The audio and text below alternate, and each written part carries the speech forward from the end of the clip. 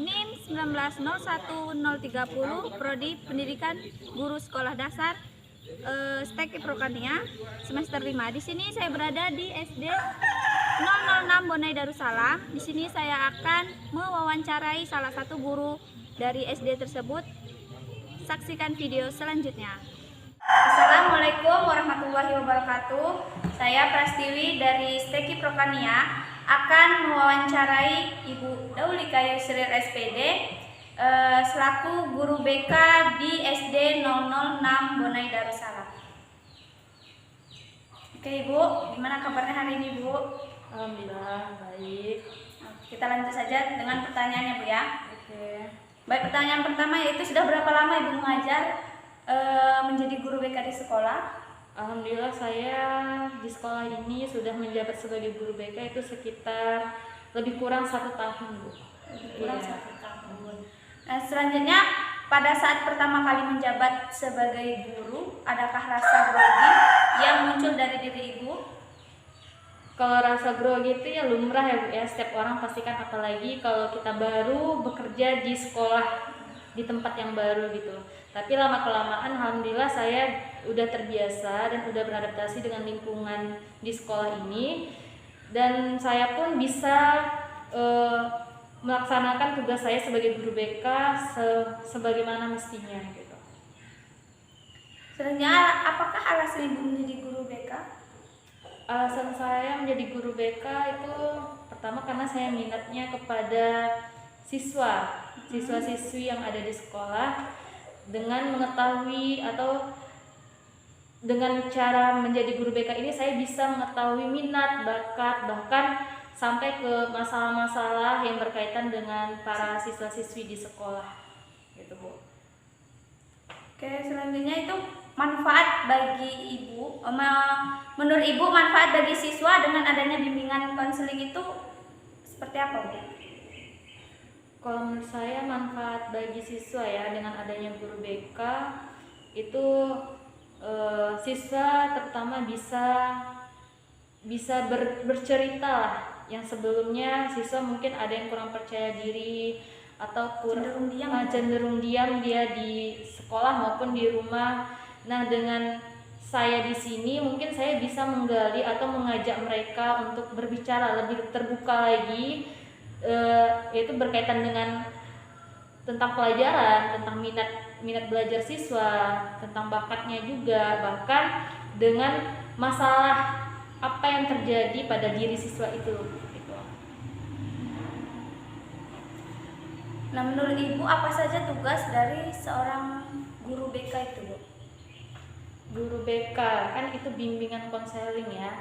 Jadi di sini fungsi saya sebagai guru BK itu adalah memberikan bimbingan kepada siswa atau memberikan arahan kepada siswa ya dalam hal minatnya, dalam hal bakat, bahkan dalam hal-hal yang berkaitan dengan masalah-masalah yang terjadi pada diri siswa itu sendiri gitu. Dan selanjutnya menurut Ibu apakah menjadi guru BK itu merupakan tugas berat bagi Ibu? Ya kalau dikatakan berat ya nggak berat juga, dikatakan ringan ya nggak ringan juga, jadi sedang-sedang. Itu tergantung permasalahan, tergantung siswa yang kita hadapi, bagaimana karakter anak ini, bagaimana masalahnya. Karena kan setiap siswa kan berbeda-beda masalahnya Bu ya. Nah, dari situnya aja sih sebenarnya Bu. Jadi nggak bisa kita katakan ini terlalu berat, ini terlalu ringan, enggak. Pasti kita bisa melewati gitu. Oke. Nah, apakah fungsi dari bimbingan konseling tersebut di sekolah tempat Ibu bekerja? Nah, seperti yang saya katakan tadi, itu selain kita memberikan bimbingan, ya kan, memberikan arahan kepada siswa, kita juga bisa menjadi tempat cerita oleh siswa. Itu kayak mengembangkan minat bakatnya, minat belajarnya apa, bakatnya di mana, kemudian keluh kesahnya yang terjadi dalam lingkungan sekolah, bahkan lingkungan rumah, lingkungan sosialnya. Nah, disitulah tugas guru BK itu, Bu. Jadi dari sana kita bisa memberikan motivasi kepada siswa, memberikan arahan-arahan yang positif lah untuk siswa biar mereka lebih baik ke depannya gitu. Selama Ibu mengajar, jenis masalah apa yang sering dihadapi siswa dan bagaimana cara mengatasi masalah tersebut? Selama saya mengajar di sini ya, jenis masalahnya tuh banyak. Ada beberapa sih, Bu, tapi yang lebih dominan itu kurangnya minat belajar siswa. Kurangnya minat belajar siswa itu mungkin cara solusinya itu ya ini terjadi karena beberapa faktor juga ya. Kurangnya minat belajar siswa itu terjadi karena beberapa faktor. Yang pertama mungkin dari diri sendiri. Diri anak itu sendiri, kurangnya kemauan atau keinginan belajar dari diri anak itu sendiri. Kemudian kurangnya juga support atau dukungan dari orang tua. Karena kan dimanapun sekolah ini ya sekolah emang tempat belajar. Cuma tempat belajar yang paling utama itu adalah di lingkungan keluarga, itu orang tua kita gitu kan. Nah di sini saya melihat dukungan orang tua ini minim sekali, Bu. Jadi berimpak lah, jadi berefek lah ke ini ya, ke siswa, ke anak. Udah kurangnya kemauan mau belajar, ditambah lagi orang tua kurang memperhatikan gitu kan, ya otomatis untuk belajar di sekolah mereka yang malas-malasan gitu. Nah kalau guru saja yang bersemangat, yang terlalu antusias mengajar tapi siswanya tidak, subjeknya tidak mendukung, ya sama saja kan, Bu.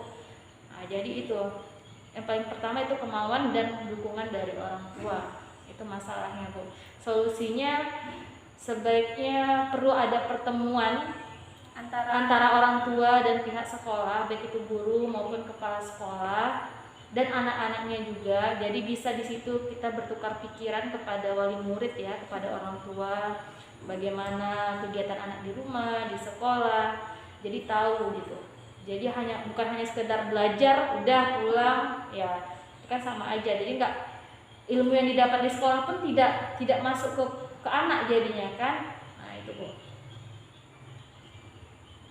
Faktor yang menjadi timbulnya adanya masalah itu kira-kira? Ya itu faktornya tadi tuh, Bu, kemauan dari anak, kemudian dukungan dari orang tua. Ditambah lagi, Bu, dari sekolah di sini kan mungkin ya masih terkategori desa ya, Bu ya. Jadi mungkin fasilitas atau sarana prasarana untuk pembelajaran itu minim sekali. Bahkan mungkin pembelajarannya masih konvensional. Tidak adanya Jadi anak cenderung bosan ya, Bu? Bosan, tidak menarik lah gitu. Tidak ada gamesnya, tidak ada ya kayak metodenya mungkin masih konvensional. Jadi anak lebih cenderung bosan gitu. Hal apa saja yang menyenangkan pada saat menjadi guru BK? Kalau yang menyenangkan itu saya, karena saya suka anak-anak ya, Bu ya. Jadi dengan adanya saya bertukar pikiran, anak bertukar pikiran ke saya juga bertukar pikiran ke anak gitu kan. Ya saya merasa gimana ya? Sama-sama berarti anak ini ada masalahnya di sini gitu. Jadi saya pun sebagai guru BK, saya bisa memberikan manfaat, memberikan arahan. Jadi ada dampak positifnya lah yang terjadi, yang saya berikan ke anak dan anak itu merasakan gitu, Bu. Nah, gitu. Oke lah. Terima kasih kepada Ibu Daulika Yusril SPD. Sama-sama. Telah menyempatkan waktu untuk saya mewawancara Ibu. Ya. Saya permisi dulu, Ibu. Sekian video wawancara yang dapat saya sampaikan, semoga bermanfaat. Saya akhiri, wassalamualaikum warahmatullahi wabarakatuh.